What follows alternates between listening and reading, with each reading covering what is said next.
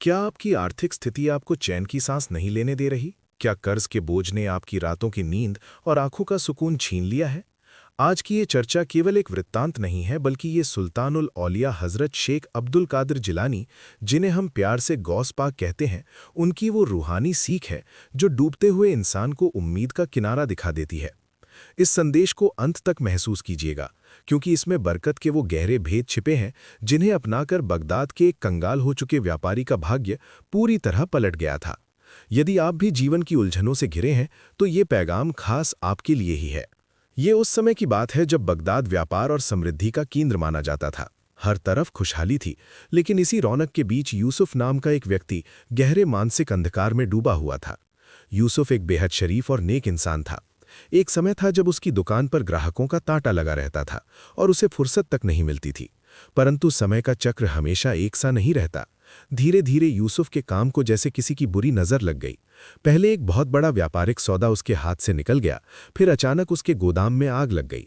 देखते ही देखते वो व्यक्ति जो दूसरों की आर्थिक मदद करता था, खुद कर्ज के गहरे दलदल में फंस गया।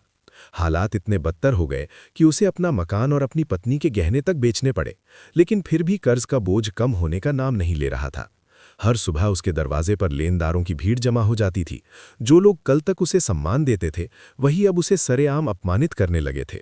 एक रात यूसुफ अपने खाली घर में मायूस बैठा था। घर में भोजन का एक दाना नहीं था और बच्चों के तन पर फटे हुए वस्त्र थे। उसकी पत्नी ने अत्यंत धीरज के साथ उससे कहा कि यूसुफ, साहस मत हारो। जब संसार के सारे रास्ते बंद हो जाते हैं तो ईश्वर का द्वार खुला रहता है। तुम बगदाद के आध्यात्मिक सुल्तान गौसे आजम की शरण में क्यों नहीं जाते? यूसुफ को पहले संकोच हुआ कि वो एक पापी और हारा हुआ इंसान भला उनके सामने कैसे खड़ा होगा, लेकिन उसकी विवशता उसे खींच ले गई। वो नंगे पैर और आंखों में आंसू लिए आधी रात को गौसपाक की खानकाह की ओर चल पड़ा। रात के सन्नाटे में उसके मन में अनेक दुविधाएं थीं। जब वो वहां पहुंचा तो देखा कि गौसपाक अपनी इबादत से निवृत्त होकर एक मध्यम रोशनी में कुछ पढ़ रहे थे। यूसुफ उनके चरणों में गिरकर बिलख बिलख कर रोने लगा। गौसपाक ने अपनी दयालु दृष्टि उस पर डाली और बड़ी कोमलता से कहा कि यूसुफ, रोना बंद करो। जो ईश्वर अंधेरी रात में पत्थर के भीतर रहने वाले नन्हे जीव को भोजन दे सकता है, क्या वो तुम्हें अकेला छोड़ देगा? तुम्हारी समस्या बड़ी हो सकती है, लेकिन उसकी करुणा उससे कहीं अधिक विशाल है। यूसुफ ने रोते हुए अपनी व्यथा सुनाई कि वो कर्ज में पूरी तरह डूब चुका है और लोग उसकी प्रतिष्ठा को ठेस पहुंचा रहे हैं। तब गौसपाक ने मुस्कुराते हुए जीवन की पहली बड़ी सच्चाई बताई कि बरकत का सबसे बड़ा आधार नियत की शुद्धता है। उन्होंने एक उदाहरण दिया कि यदि तुम जमीन में ऐसा बीज बोते हो जो भीतर से सड़ चुका है, तो तुम चाहे कितना भी खाद या पानी दे दो, वो कभी हरा भरा वृक्ष नहीं बनेगा। इंसान की नीयत उस बीज की तरह है। यदि तुम्हारी नीयत में ये छिपा है कि तुम धनवान बनकर दुनिया को नीचा दिखाना चाहते हो या अपने अहंकार को बढ़ाना चाहते हो, तो बरकत के द्वार बंद रहेंगे। तुम कर्ज इसलिए मत उतारो कि केवल तुम्हारी इज्जत बची रहे, बल्कि नियत ये करो कि तुम उन लोगों का हक लौटाना चाहते हो जिनका पैसा तुम पर बकाया है, और तुम ईश्वर की प्रसन्नता चाहते हो। उन्होंने कहा कि जब तुम्हारी नीयत केवल निस्वार्थ होगी तो पूरी कायनात तुम्हारी सहायता के लिए तैयार हो जाएगी। कल जब दुकान जाओ तो ये मत सोचना कि आज कितना कमाना है, बल्कि ये सोचना कि आज मुझे ईमानदारी से लोगों की सेवा करनी है।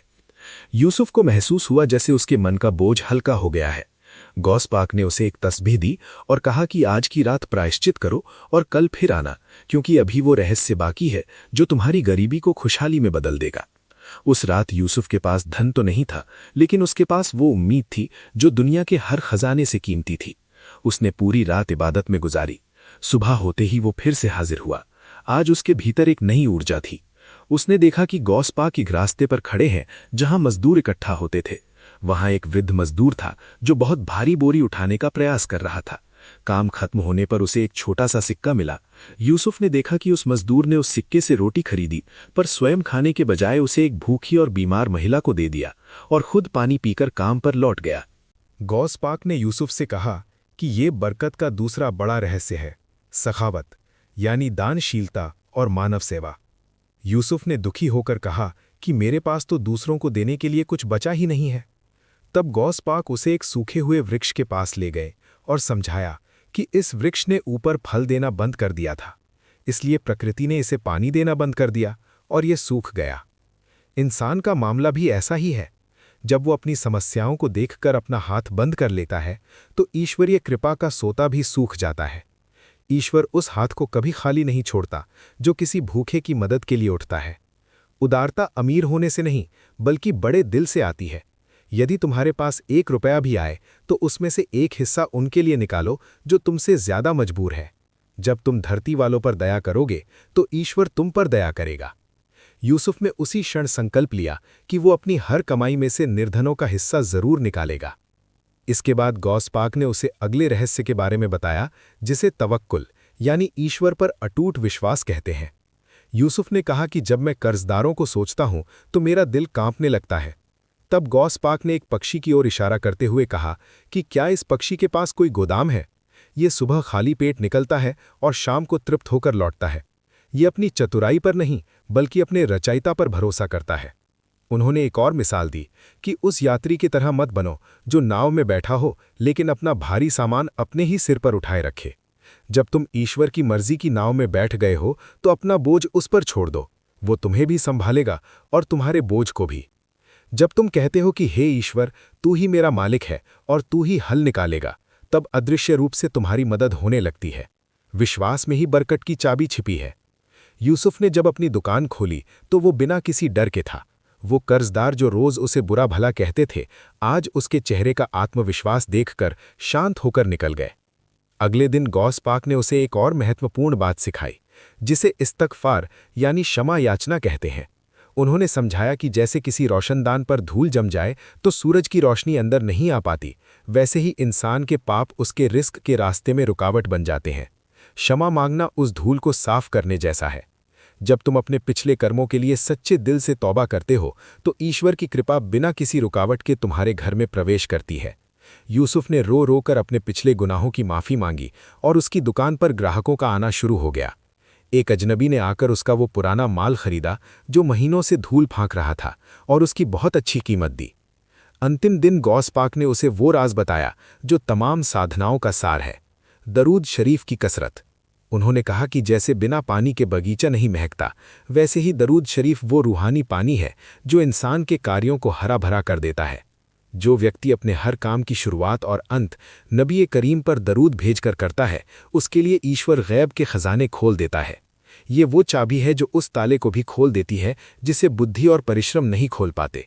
यूसुफ ने इसे अपने जीवन का हिस्सा बना लिया। उसी शाम एक बड़ा व्यापारी उसकी दुकान पर आया और बताया कि उसने यूसुफ के पिता से वर्षों पहले कर्ज लिया था, जिसे वो आज लौटाने आया है। उसने न केवल कर्ज चुकाया, बल्कि यूसुफ के साथ एक बड़ा व्यापारिक समझौता भी किया। देखते ही देखते यूसुफ न केवल कर्ज मुक्त हुआ, बल्कि पहले से कहीं अधिक समृद्ध हो गया। यूसुफ की कहानी हमें सिखाती है कि जब संसार के सारे दरवाजे बंद नजर आएं, तब ये रूहानी सिद्धांत, नियत की शुद्धि, उदारता, ईश्वर पर भरोसा, क्षमा याचना और दरूद की कसरत इंसान की तकदीर बदल देते हैं। यदि आप भी किसी मुश्किल में हैं तो इन शिक्षाओं को अपनाएं, अपनी नीयत साफ रखें, जरूरतमंदों की मदद करें, ईश्वर पर पूर्ण विश्वास रखें, निरंतर क्षमा मांगते रहें और नबी पर दरूद भेजते रहें। जहां मानवीय प्रयास थक जाते हैं, वहां ईश्वर की रहमत हाथ थाम लेती है। आशा है कि ये संदेश आपके जीवन में सकारात्मक बदलाव लाएगा। ईश्वर आपकी समस्त कठिनाइयों को दूर करे।